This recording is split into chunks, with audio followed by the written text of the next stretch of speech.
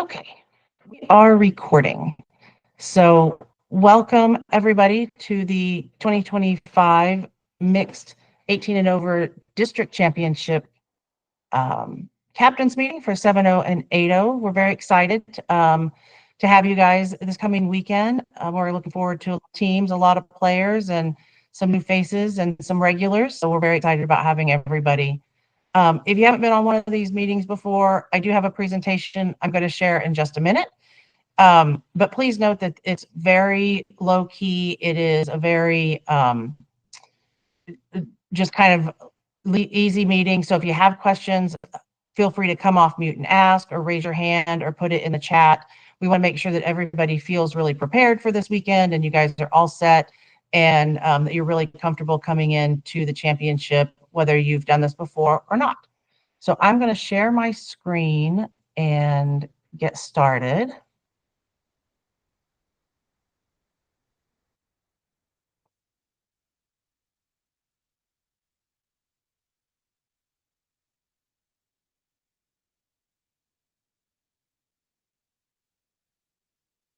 Okay, it is thinking. Look at all of you guys. There's a bunch of you. All right, can you see the PowerPoint page?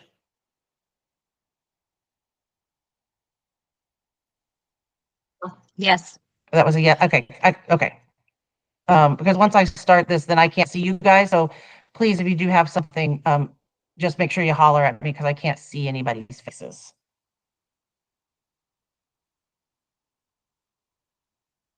Okay. So this is for the mixed 18 and over district championship. This is the 7-0s and the 8-0s. So hopefully you are in the correct place and ready to go for this coming weekend in Eastern Mass. Always want to put in a copy of the national championship schedule. So we have one more championship after this. You guys will go to sectionals the weekend of June 20th, the flight winners. But for those of you that are interested in what's after that, the national championships are coming up. So the mixed 18 and over 7-0s and 9-0s are October 31st through November 2nd in Orlando.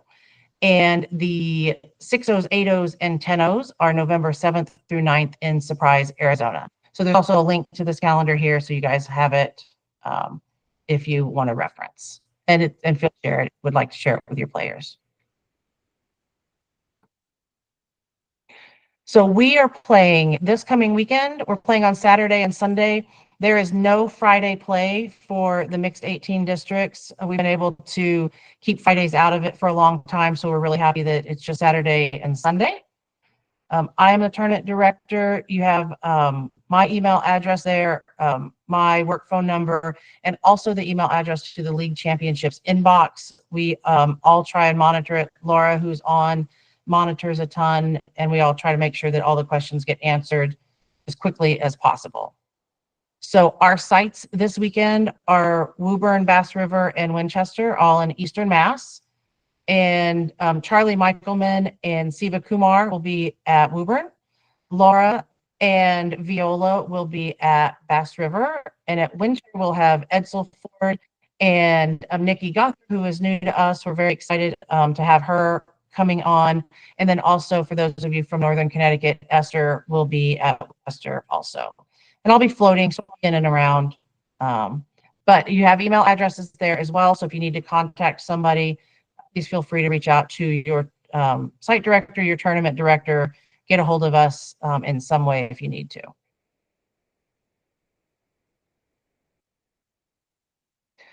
So here are a couple of updates. Wanted to make sure that everybody understood that your self-rated players need to have played 2 matches for districts. Defaults do not count.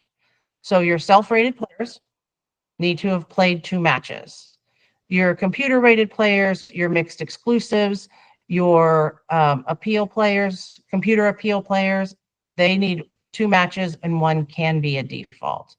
So I'm going to stop there. I'm going to ask if anybody has questions about eligibility, because this is new for us this year for districts and for sectionals where they have to have 3 matches. So for districts this weekend, Your self-rated players have to have 2 matches. Does anybody have any questions about that?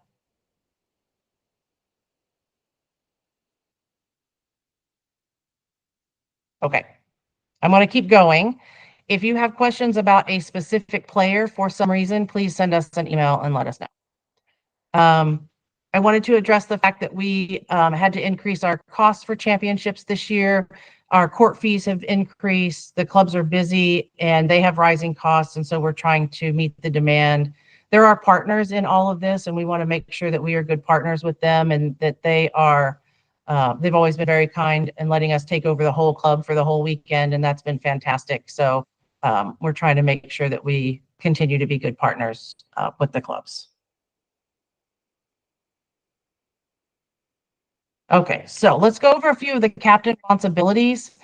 And if for some reason you as the captain aren't going to be there before your first match or for any of your matches, you can designate a co-captain. That's not a problem. You just need to let us know who that is so that we can get a phone number and an email address. And if we need to get a hold of that person, we can check in with them instead of you. So before your first match of the championship, before your first match, not all of the first matches, but before your first match of the championship, please check in 45 minutes prior to the start time. That way we can hand out your lineup cards for the whole weekend. You get your player gifts. You still have time to fill out your lineup cards and get everything ready. And you can then turn your lineup cards in 30 minutes prior. So before that first match, 45 minutes, and then all of the rest of the matches, please check in, have your lineups handed in to your site director 30 minutes prior to match start time, and have your players present and ready. We try to get people out as soon as possible. Sometimes they go out early. We want to make sure we keep everything on time so that you guys can get in and out and go on with your weekend with everything on time. So when you fill up your lineup card, please write the first and last names of your players. It needs to be exactly as it is in Tennis Link, no nickname. And we say that because when we go to enter scores into Tennis Link, some people have very similar names. Sometimes we have family members who have similar names, or a father-son that's a junior and a senior, or a second and a third. So we need to know who played that match. So please put in first and last names as they are in Tennis Link, and please use good handwriting so that we can read it also. When your players are called to play, we're going to ask them to provide a government issue ID, so driver's license, a passport, something with a picture on it, so that we can see and make sure that who is in your lineup is the person that's playing. They don't need to check into the desk before the tournament, just when we call them up to play their first match. Please remember there's no coaching of any kind. Please don't go on the court for any reason. If you have a player that is in distress or needs something, they can come to us. Somebody from that court can come up to the tournament desk and ask one of the site directors. But please, there's no coaching of any kind for any reason. Please let your players know that post-match, at least one player from each team needs to report the scores. Whether they win or lose, one player from each team needs to come report scores. They will initial by their name. That way, when you, as the captain, come to sign the scorecard, you know that your players have agreed that the score we wrote down is the score of the match. It's just a check and balance system. And I know sometimes when you come off the court, you've got other things. The players want to talk to each other and they want to kind of hang out, but we need them to come immediately to the tournament desk, report scores, and then they can go do whatever they need to do. When all 3 matches are done, captains come up, sign, make sure you check all the scores, make sure you also agree with the scores. We cannot put in scores into Tennis Link until the captain has signed, both captains from each has signed the scorecard. Okay, so I'm going to stop there. I'm going to take a pause. Does anybody have any questions about any of that? Oh, you're a quiet bunch tonight. Okay, we're going to keep going. I been about the match start time. Yes. You said that you may try to get us out earlier. How much earlier would you get us out? Like, is there a rule around that? Just so I can help prepare my players? So 30 minutes early. We can send people out 30 minutes early. Yeah. Okay. Yeah. Thank you.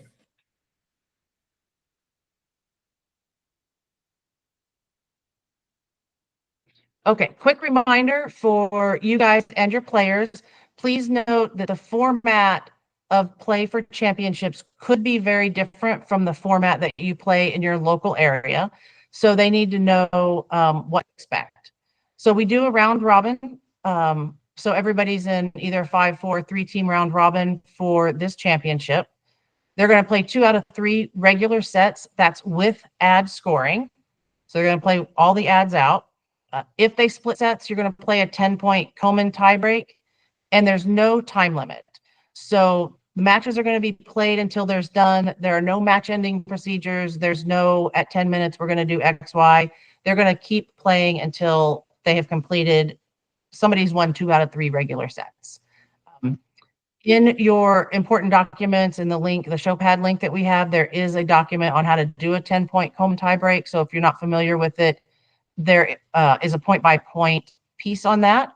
However, if your players get confused, if they're not familiar, if they want somebody from the tournament desk to come stand on court and make sure they're at least rotating properly, please come to the desk and ask. Don't have them come ask you. They need to come ask us. If a set is 6-all, you also play a 7-point Komen tiebreak. So you still do the Komen rotation on the 7-point tiebreak.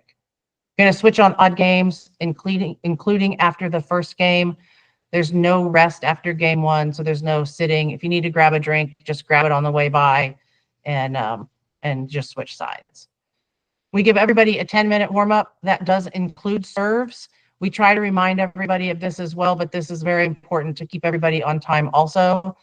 If we do, if players play to a 15 or 20-minute warm-up, and then, we have matches that go out after and they're late, then everything kind of gets backed up. So please remind everybody 10-minute warm-up does include serves. Again, a player from each team on court needs to report scores. And when the matches are done, even the later matches in the day is where we tend to see this. The players may not stay on court to watch matches. They need to come off the court, they need to report scores, and then they need to go to the viewing area. They just please tell them they cannot on court and watch the matches. Okay, does anybody have any questions about format or any pieces here?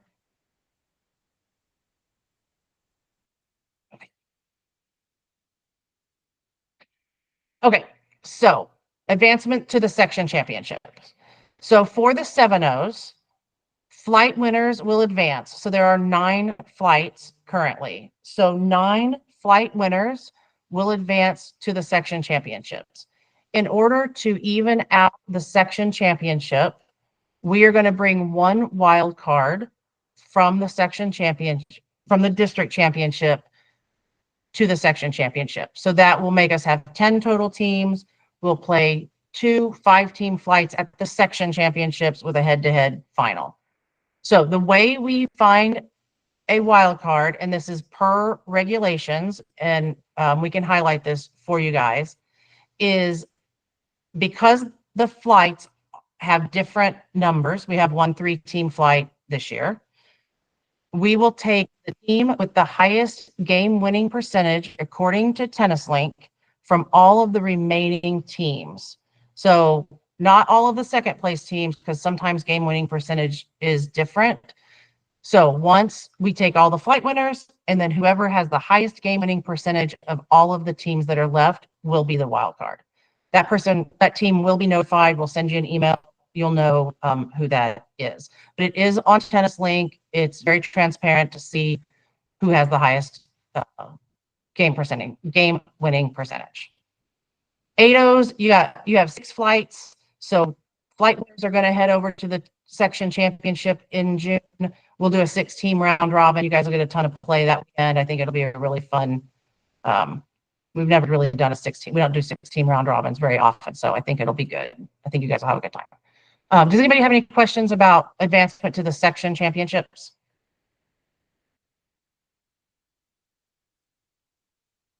Okay. Most of you guys know, but just as a reminder, we are a no default championship. That means going into championships, we expect you to field all 3 lines for every match. If for some reason an unintended default occurs, meaning you get there, your player for some reason has car trouble at the last minute, can't make it, family emergency, and you have to default a line, we default from the bottom up.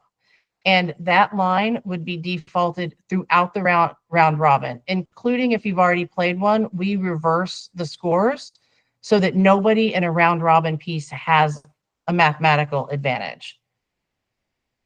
So please bring extra players just in case. If then a team does advance to playoff, the line is reset. All lines can be played after the round robin is completed. That doesn't matter in this one because we're not doing playoffs, we're just doing flight winners. So that would be more for section championships. Players need to be present and ready to play 30 minutes prior to the scheduled match. If for some reason you have shared players between NTRP levels, no accommodations are made for scheduling. Please plan accordingly. Make sure that you've got plenty of players for all the matches. If a match gets backed up, if you're playing 7-0 and for some reason you're playing, your match goes long, you get 30 minutes rest if you're going to play again. That does not work that way if you're playing 7-0 and 8-0. When your match is called, if you're playing 2 different NTRP levels, you have to go play. So that's part of that. Does anybody have any questions about defaults or any of that? Okay. Okay, so this is always our fun gray area slide. I should make this slide gray instead of yellow. Medical timeouts. We always get questions about medical timeouts. And medical timeouts were created for tournaments, not really championships, but individual tournaments where you have a referee, officials, and an athletic trainer. And officially, according to Friend at Court, the way it works is the medical staff has up to 12 minutes to evaluate a medical condition and then 3 minutes to treat it for a total of no more than 15 minutes. None of your site directors are medical staff.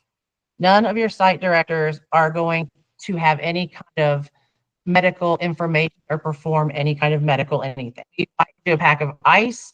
We can hand your players Band-Aids, but we are not medical people. So this 15 minutes with a 3 minutes that's officially for a medical timeout once treatment has started can be a little bit gray depending on how far your tournament staff has to walk to a court to get there, depending on what's actually going on. So that means once a staff member gets to a court and finds out cramps, is it a twisted ankle, what is actually going on, your staff member, your site director or your assistant site director will start the 3-minute time clock. So please give us some grace and give us some time to get where we need to be. And know that this is just a little bit not as cut and dry as it seems. Bleeding, if something happens with bleeding, it might take longer for us to clean up the courts. And then please note, if your players need to take a medical timeout, it can be for injury, illness, heat-related, cramping. But if a player takes a medical timeout for cramping in their left leg, they cannot then take another medical timeout for cramping in their right leg. Cramping is cramping. Hopefully we won't have any of that this weekend. I don't think it's going to be super hot. We should be good. Make sure everybody stays good and hydrated, but I think we should be okay with cramping and then just nobody twist their ankle. That's the moral of this slide. Nobody get hurt. Does anybody have any questions about this?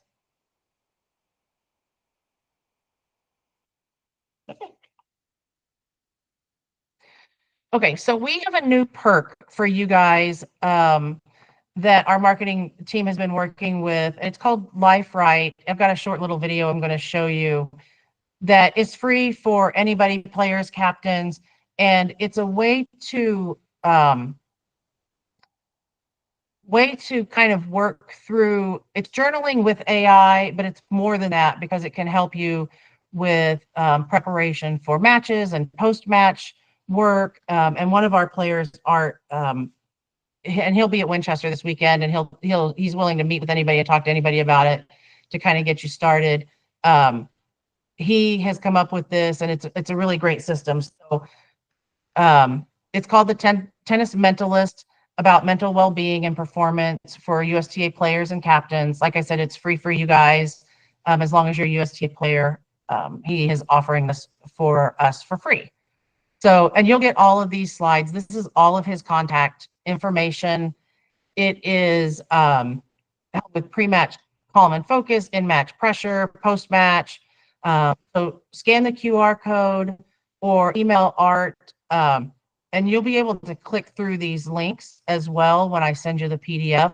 I know I'm not explaining it as well as he can. Unfortunately, he had a practice tonight, so he couldn't be on, but he is really excited to show everybody and kind of help everybody. So I'm going to see if I can get this video to play.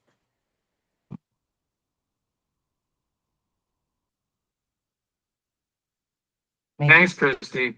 Hey, captains, I'm really sorry I couldn't be with you in person today. I had to attend what might be our only full team practice before the districts. But I didn't want to miss the chance to share something important, something I truly believe can help your team perform better, recover faster, and stay mentally strong over the entire tournament weekend and beyond. Let me introduce to you the Tennis Mentalist. The Tennis Mentalist is an AI-powered mental coaching tool we built specifically for USTA players and captains like you. It's simple, powerful, and most importantly, it's ready to use right now before and during the districts. The Tennis Mentalist is like having a mindset coach in your pocket. It gives your players pre-match clarity and calm, in-match reset tools, and post-match recovery and learning. All of these are guided by proven sports psychology principles and available on your computer or phone. The Tennis Mentalist works hand in hand with our writing trails. These are structured, short writing exercises that help players mentally prepare, reflect, and stay sharp during match play and across long tournaments. Before I wrap up, I want to share something that might surprise you. We didn't just choose writing because it's convenient or creative. We chose writing, specifically structured writing, because it works. And here's why. There's a powerful concept in cognitive science called the generation effect. It shows that when you generate your own answers or ideas, like through writing, your brain encodes that information deeper and faster than if you just heard or read it. That means when your player writes something down, how they want to show up for a match, what's stressing them out, or how they can reset after a tough loss, they're not just venting.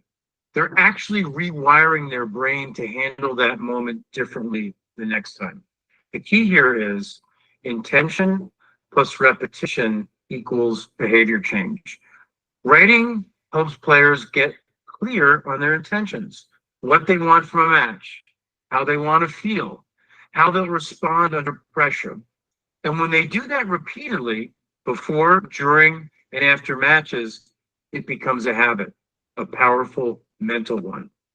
We've seen players who write consistently about staying calm and composed, and they actually become more calm and composed in real-time situations. That's not magic. It's neuroscience plus intention plus repetition. Just like you don't build a great forehand with one drill, you don't build a great mindset with one affirmation. Writing trails work because they're structured to be used frequently, before matches, between matches, after matches. Every time your players use one, they're reinforcing the identity of someone who competes with confidence, bounces back quickly, stays present under pressure. It's mental strength on demand, built day by day, trail by trail. And here's the kicker. Writing accesses deeper layers of thought than casual conversation. It slows the brain down. It brings clarity to chaotic moments. It gives players a private space to process what they're experiencing without judgment, without noise. So when your team sits down to write, even for 5 minutes, they're not just journaling, they're actually training mentally, emotionally, and neurologically. That's the secret behind the tennis mentalist. Now, why does it matter? I'm going to pause Art right there, and I'm going to let you guys finish this video on your own. I hope that gives you a good taste of what he's talking about. And he's, like I said, very willing to meet with everybody and answer questions. And we're really excited to be able to share this with you guys. All right. Let me. Nope.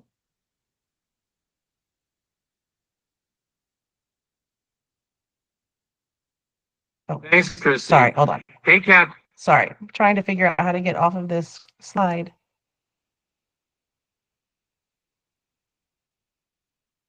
Okay. All right, so the last couple of things I have, we always put a photo drive up. So please send us your photos and tell us your stories. Anybody and everybody can add photos to this photo drive. We are really trying to put a lot of things on social that's people playing, but people also having a good time and showing us what league tennis is all about. So we are very excited. If you can just throw some photos in there, that would be fantastic. Let's see. If you frequently ask questions, no courts are available for practice before or during the championship. If you would like to practice, please find a different facility or try it outside. We just don't have enough to share for everybody. Bathrooms and showers are open and available. Make sure you bring plenty of water and snacks with you. Clear liquid drinks are allowed on court, nothing else. Again, we're trying to be good partners with our clubs, and we don't want red Gatorade staining the courts if it gets spilled for some reason. Please make sure you take things in and out. So if you have trash, make sure you bring it out and put it in a trash can. Again, so that the clubs don't have to clean up after us. Alcohol is not allowed in many of the clubs, but please, if you want to bring beer or wine, please call the club ahead of that time. Sometimes some of them have liquor licenses, and we can get in quite a bit of trouble if we bring liquor into places that already have a liquor license. So please make sure you call the club if you want to do that. That is between you guys and the club. Do you have anybody have any questions? I'm going to pause right there.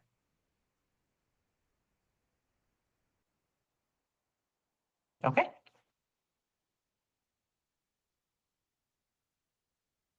So here are some important links. You guys have access to the captain's Facebook page, our captain and player hub, which has all sorts of local information and championship information. It's easier to access and it's easier to navigate than the USTA pages. So that if you need any information, that's the first place to go. Your important documents and regulations, that link is live. So if we make changes or additions, those links automatically are the most up-to-date information. We do have an online store if you want some merch, so click through there. They put some fun things on lately. And 10% of all purchases from the online store go to our New England Tennis and Education Foundation to support our programs in some underserved communities. All right, so that is it for the presentation. I'm going to stop presenting. Okay, so does anybody have any questions after all that is said and done, or anything that we need to clarify?